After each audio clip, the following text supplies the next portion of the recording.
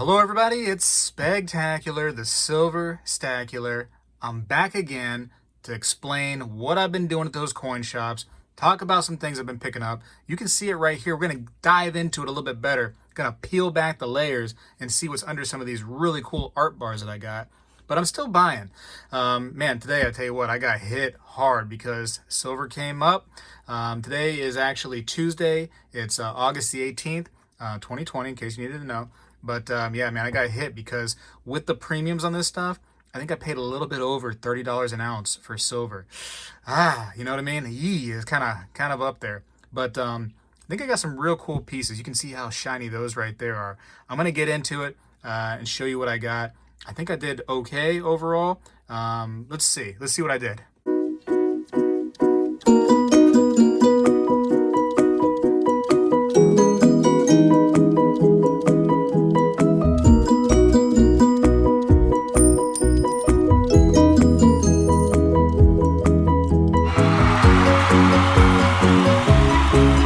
By the time you actually will watch this video, it may be later into the next week after I made this, and prices may have come tumbling down. You're going to be like, whoa, Spegtacular, you really messed up. Or maybe they go way up, and then you're like, haha, you did so well.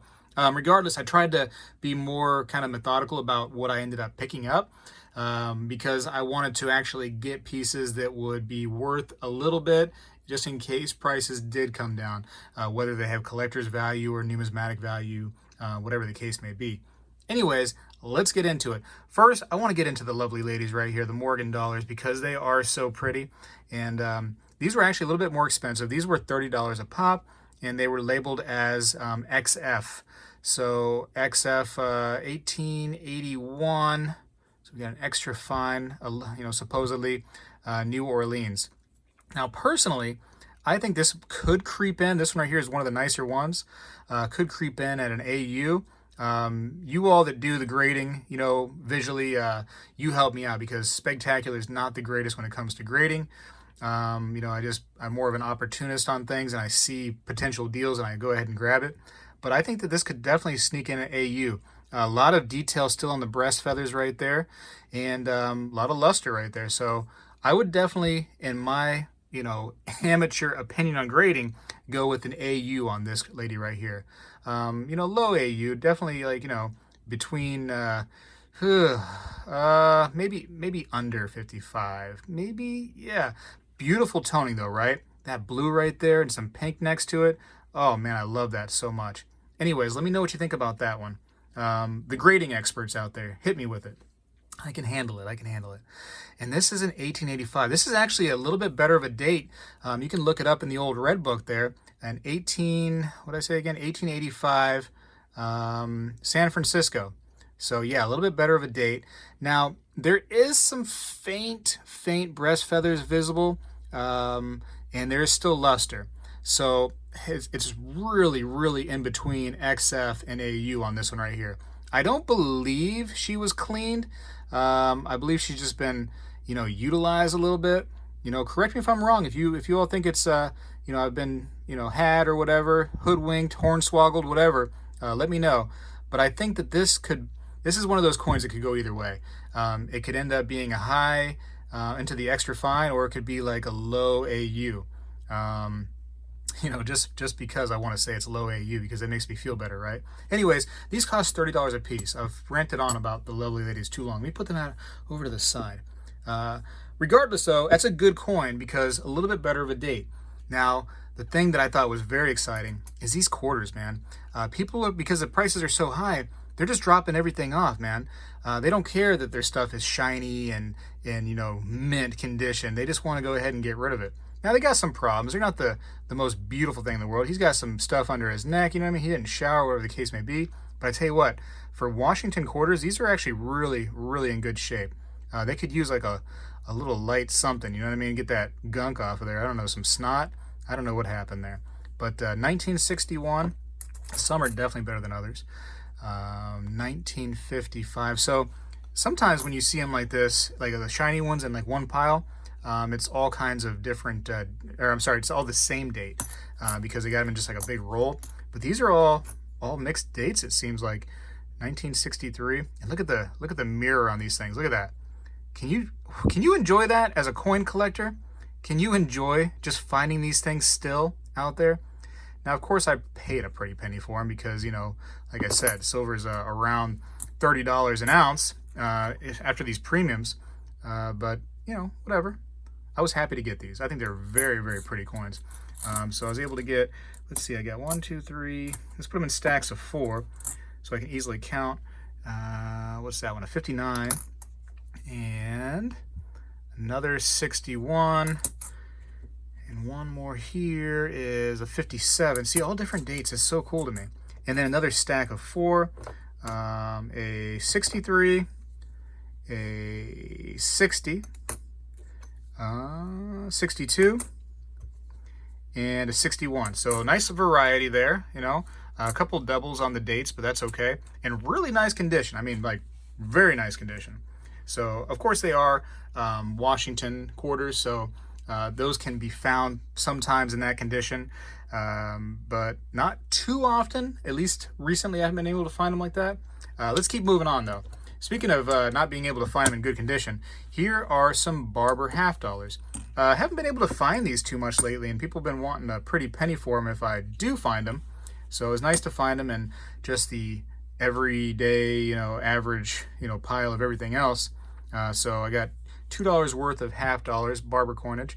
Nothing special on the dates. I did check. So one is a Philadelphia and one is a Denver. So 1912s. And then 1910 San Francisco and a 1915 Denver. So there you go. So a little variety. Not too shabby, right? Right? And then 1 quarter. So a 1902 New Orleans Barber quarter. Barber quarters, for some reason, are harder to find than other Barber coinage. And this was actually not in the worst condition I've ever seen a Barber in. You can actually see Liberty on the headband starting to peek through just a little bit. You know, not great condition whatsoever, don't get me wrong. But better than usual, I will say. So, you know, whatever. It's nice to find the coinage, the Barber coinage, just in whatever condition, really, for me. I got some standing Liberty quarters. Nothing special on the dates, but again, harder for me to find. I got a couple dollars worth of those, and happy to have them. I was looking for the 1927 San Francisco, because sometimes you can find those. I found a couple that are in piles because people don't look for them. So not today, though. Not today. Let me put those to the side real quick. I want to get to these art bars that I found. These are really, really neat. You're going to enjoy these, I guarantee. Even if you're not collectors of just, you know, bullion, you're going to think these are somewhat cool. Here's some quarter ounce that I found. Look at these ones right here. Bullion Bank, quarter ounce. It says Griffin. Silver is money, it says. And that's really, really neat, isn't it? I think it's some kind of, I don't know, bullion bank, all spelled German style right there, looks like. I think it's German, I don't know. Yeah, man, this is cool. These are really neat pieces. And sometimes for this little stuff, you pay higher premiums, but I think because the, you know, silver is so high right now, they're selling it for just regular with everything else. So there's a couple quarter ounce pieces. Those are fantastic. They looked kind of weird at first. So I actually put everything on the Sigma Metalytics just to make sure that they were legit, and they come up legit too. But they just had like a different coloration than the other silver did. So I was kind of like, uh-oh, you know. But they feel heavy, they feel good, and they definitely marked up good in the Sigma Metalytics. So I feel good about them. Now look at this thing right here. Old Sitting Bull, huh? Look at this guy. This even had a kind of a weird color to it, but it actually is 90 or 999 silver.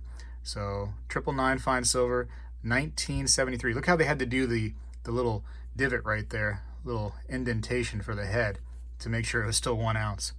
That's kind of cool, huh? Actually, I would kind of like to weigh it just to make sure they are 1 ounce, because I did not do that. And what a weird thing to see, a big hole in the back of it to make room for the head. So let me move this over. Actually, let me see real quick. This was not something I planned to do.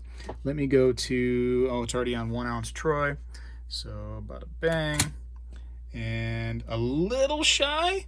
It's 0.99. I don't know if you can see that. a little low, but I tell you what, still cool.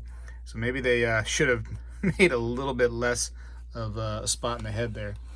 Let me try it one more time just to make sure. Oh, I got had. Look at that. 0.99, huh? Unbelievable. That's okay, because I think it's so cool anyways. So a little light on the old sitting bull, but a cool piece nonetheless. I'll take a little bit of a loss just for the cool art bar aspect. So Tatanka, huh? Tatanka, Yotanka. So when you're gonna have a Tatanka, you gotta have a Yotanka. Tatanka, Yotanka. Anyways, that's enough of that. And look at this one. Look at this piece right here. This is unusual shaped, isn't it? So here's America, America. It says 1 ounce, 999 fine silver. And the back is a international silver trade unit, 31.1 grams, 1 troy ounce. So that's fun, isn't it? That's really neat. Like there's a heart. I mean, you just find so much right now because people are just dropping stuff off. They've been waiting to cash in on silver. You know, their ship has finally come in, they believe, and they're dropping it off, especially for you, it says. So I think this is the Golden State Mint, the GSM. Correct me if I'm wrong on that. So that's that. All these art bars are so in right now, man. They're so neat. Happy birthday 1977. So if somebody has a birthday in 1977, I guess you can reach out to me because this might be, you know, your birthday present right here. Madison Mint. So enjoy that. What else do we got? 1974, Thanksgiving. In case you were around in 1974 and you had a really good Thanksgiving that year and you want to remember it, this could be for you. First annual Thanksgiving Day ingot, The Quail by Eugene A. Wiseman. 1 troy ounce. What does it say? The Hamilton Mint. I got to look some of these up because they might be, you know, very limited. This one was cool too. I don't remember ever seeing one of these before. This is a $2 from Niue Island, and there's Queen Elizabeth on the one side. And look at this, huh? A Scottsdale piece. So that's really cool. Look at this little anti-counterfeit thing that they do right there in the corner. That's cool. Can you enjoy that? Let me look. Look at that. You turn it one side. It says valid. So now we know that it's actually valid. Cool. So it's legit. But yeah, again, I tested all. Make sure they were 999 fine silver. But yeah, cool. Little Scottsdale piece. Finding those now, and it's something I've never seen before. I mean, it can't be too rare whatsoever because it's Scottsdale, and they don't usually make too many super rare things. Sometimes limited to like 250, but I don't think that one is. But cool nonetheless. Here's a Statue of Liberty piece, so that's fun. And Liberty Trade Silver, and it's actually got a serial number on the back. Sometimes the camera's not going to go ahead and pick it up if I go too far out. Some really kind of crooked stamping right there, but that's all right. 055369, 1986. So those are fun. What else? Man, I love these. I love these a lot. Still finding some neat stuff out there, huh? And it's going to be neater and neater. As the prices go up, people are going to be dropping off some neat things for sure. So here's a little Geiger bar. So that was fun to find. Geigers are pretty hot. Excuse me. Here's an OPM. These are pretty common. No real big deal here. I just wanted to get one to kind of get a mixture of things. What's this? Daniel Boone. So here's a Daniel Boone, American pioneer. First exploration of Kentucky in 1973. So again, you know, if these dates mean something to you, I mean, these bars could be a little bit more special for sure. United States Silver Corporation, 1 troy ounce, 999 plus fine. So they're proud of their 999. I said it plus, extra fine. And what's this last one right here? This is, funny looking guy right there. Looks like Chewbacca almost. Looks like maybe Chewbacca walking away. I don't know. But it says, when the going gets tough, the tough get going. So 1973. I'm not sure what that represents. Somebody else probably knows. It says CPP up there.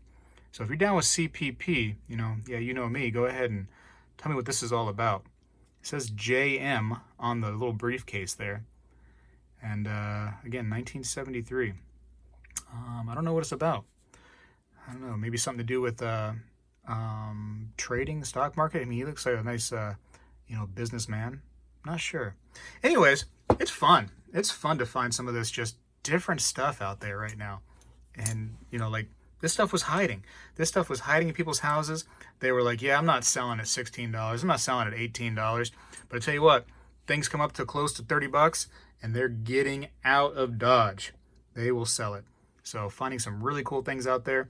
If you have a local shop, pawn shops, coin shops, bullion shops, whatever, get out there and just see what they have. Because I tell you what, the fun stuff is starting to peak. It is starting to peak out right now. And this is making the hobby way more interesting to me. You know, yes, I'm a coin collector, but I collect silver and gold as well. I like it all. You know what I mean? If it's shiny, I'm into it. And, you know, as you can see, I have a big mixture of things here. And it's just neat finding this cool stuff out there. So, you know, so I'm paying over $30 an ounce for some of this stuff. So potentially I could get burnt if, you know, let's say silver backs off real quick again, like they did like last week where it drops $4 in one day.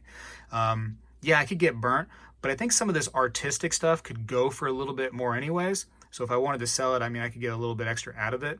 And some of these coins would go for a little bit extra. I believe these Morgans could do pretty well. And some of these shiny Washington quarters could do well as well. Well as well. The Barber coinage I probably would probably get hit on a little bit, and the standing liberties I could possibly get hit on those a little bit. But man, I love finding those, and when I can find them, I pick them up. So taking a little bit gamble on some of these things. But the other stuff, I think I could potentially do well, even with a decrease. And that's the game I play anyways. You know, I play that little bit of a risk-reward sometimes. Anyways, let me know what you think. I'm going to probably put this out next week. So today is August the 18th again. So I'll probably end up putting this video out maybe early next week on the 24th of August. So things will be different by then. And it'll be interesting to see what happens to the market. So I might get a lot of comments saying like, wow, you know, you really messed up. You should have, you know, not bought so much, or you should have did this, or blah, blah, blah. It'll be interesting to see. I don't know that the worst is over on the prices of everything. And I don't know that the best is here either. So it's a roller coaster and nobody knows what's going to happen. But, you know, I keep stacking little by little just because that's what stackers do. We just keep going. And then, you know, we average everything out. Now, hopefully, and I say this in a way that I hope it doesn't upset you, but I hope prices come crashing down again, because then I'll go in really hard on the stacking again. Like I did when prices were, you know, 14, 15 bucks, man, I went heavy, and I would do it again just to keep on, you know, accumulating. Anyways, I got to go for now. Just by the way, this right here cost me, because I got a receipt for everything, it cost me $577 total. So do the math on how everything adds up. You know, if you'd like, go ahead. Like I said, a little bit over $30 an ounce, I think, for the bullion stuff. I can't remember what the junk silver was, the 90% here. I'd like to say 21-ish. I could be wrong on that, per dollar face, that is. And the Morgans should have been $30 each. But that's that. Hopefully you enjoyed the video.